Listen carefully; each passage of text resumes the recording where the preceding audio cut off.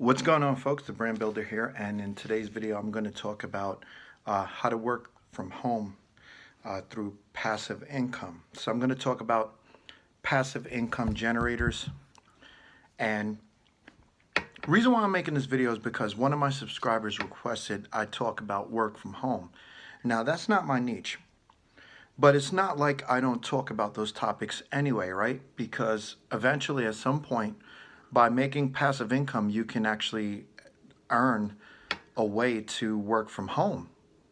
Why? Because somehow maybe your passive income can exceed your work income, and by practicing a frugal lifestyle and balancing and managing your money, you can actually work from home more aggressively and leverage your time for money.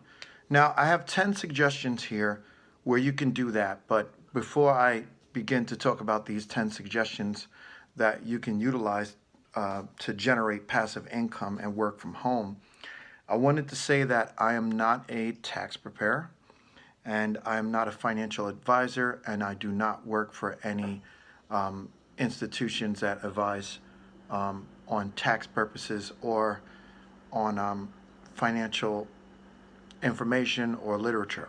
I'm just an independent person who actually practices the strategies that I'm talking about here, and I'm doing this for entertainment reasons. So exercise your own judgment, because not every strategy works for everyone, and I'm not going to claim that I am 100% correct on what I'm saying here. So because I'm not an expert, right? So I'm making videos as a non-expert, and usually sometimes that's actually better, because who would ever know if an expert can lead you in the wrong direction? So let's just go through some of these and you guys can use your own judgment. Number one, decide how much you need in order to do two things: pay your bills and invest as well as pay your bills. Number two, evaluate your productivity level to determine your ability to stay on task and not be distracted. Reason why I say that part, and number two, not be distracted, because you have some people who want to work from home, but they're also the type of people that answer the phone when their friend calls them to talk about their day or some of their stresses. And now you have a lot of free time, right? Because before you used to go to work, you come home, and then you're on the phone with all your friends, right? It might not be best for you to work from home if you're that kind of person. But who knows? Maybe you'll find a way to generate passive income in a way where that is part of what you do. Because passive income doesn't require you to work for it. So for example, if you had a job where you were making six figures a year and you said, I'm going to invest $50,000 every year, and for some reason that passive income puts you in a position where you can pay all your bills and continue investing, and you just want to answer the phone for your girlfriends or your guy friends or whoever or whatever, then hey, have fun. Three, model your home in a fashion suitable to maximize productivity. Everything you do can increase your profitability, right? Or should be an option. You can have certain sections of your house, like I do. I have a library full of books that not only I read, but I also have sections where I sell books online. So I have a library for my online store, and then I have an antique section of a closet where I have items for sale. So number four, this one's going to be very complicated. Find time for R&D, research and development. I have notes here on this one. It says, if you have a job, you will need to dedicate at least another 10 hours a week to practice and master this formula, right? So find time for R&D. 5, eliminate distractions and remodel your social and economic focus to fit your lifestyle, because it is a lifestyle, right? So maybe instead of talking on the phone with your friend for 2 hours, knock it down to about 10 minutes and pass it along, at least in the beginning. Number 6, create a smart budget and do not exceed return on investment. If you do, you've just created an expensive hobby, not passive income. Some people don't understand the difference between hobby and a passive income. If, for example, you have something where you're invested in $100 a week and the cost is just the cost, there's no asset allocation or any kind of gains to be realized, and it pays you $50 a week, and you've been doing this for about years on end and there's no real returns behind it, then you just have a hobby.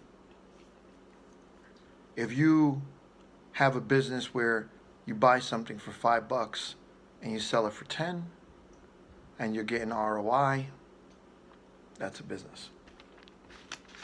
Okay.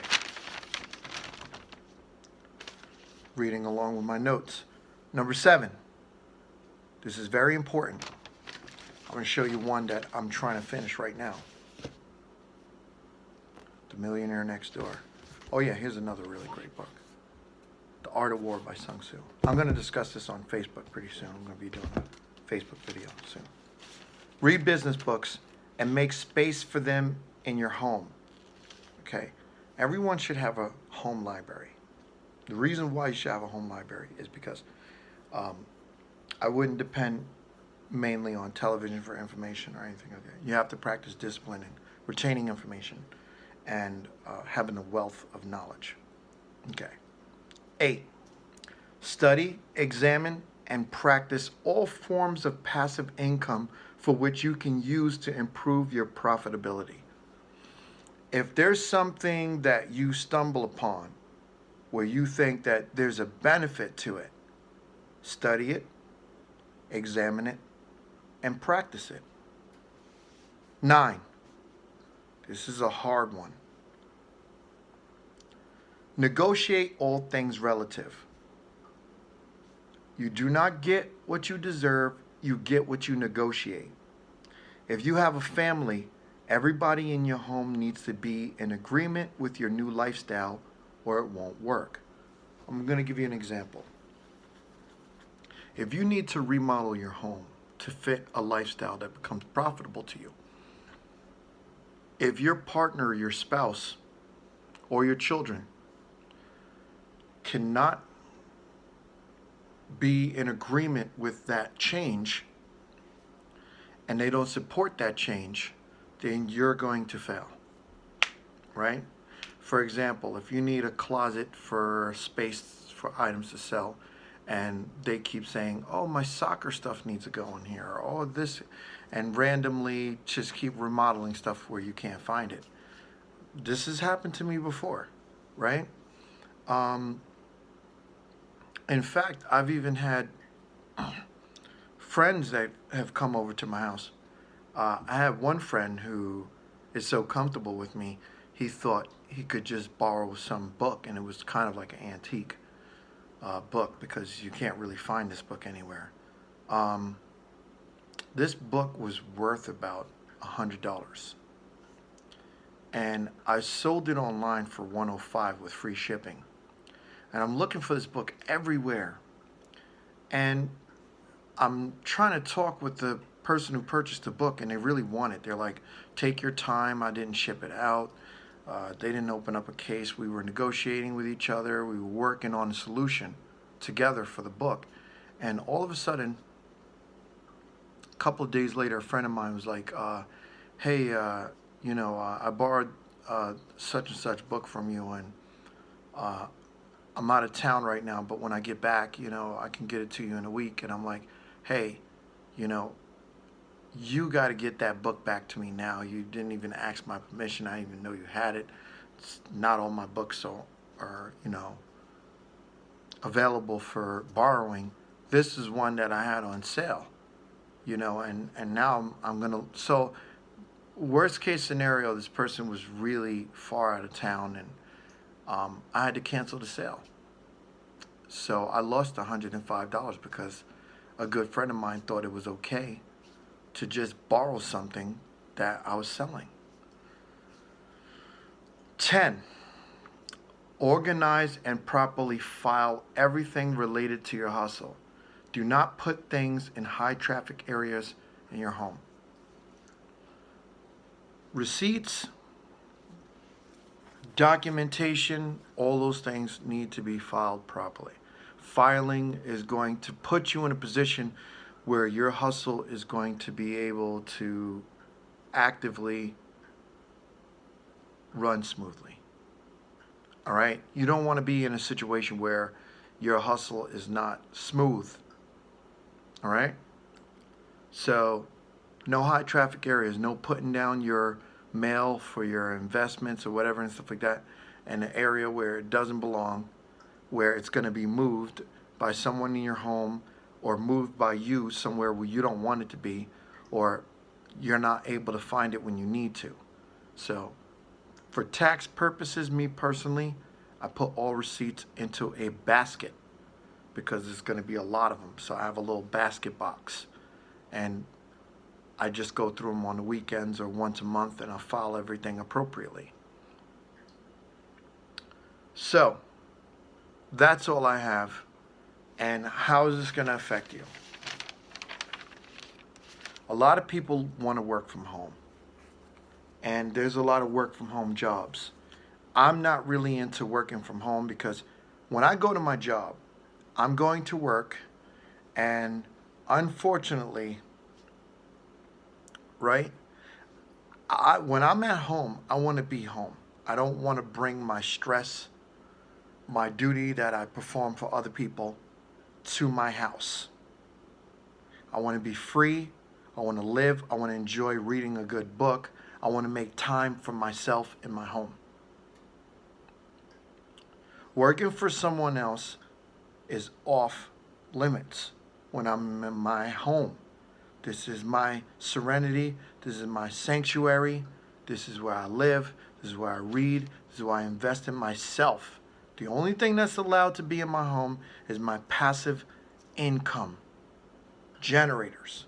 My businesses that I have in my home, the things that I have going on in my home, the structure of my home, and the things that I have going on here just in general. All right? So, that being said,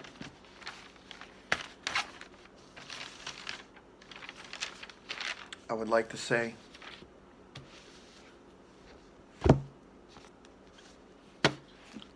that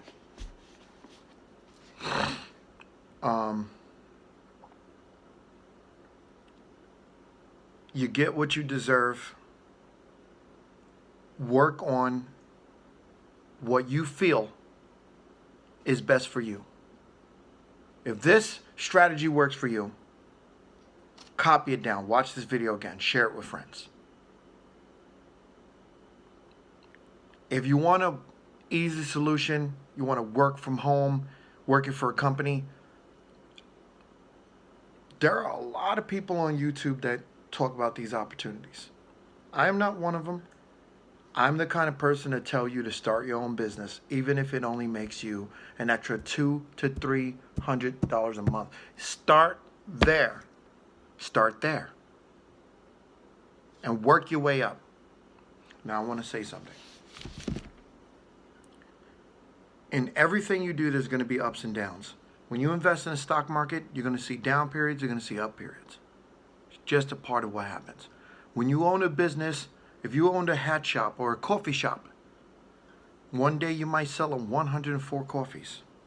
Another day you might only sell 35.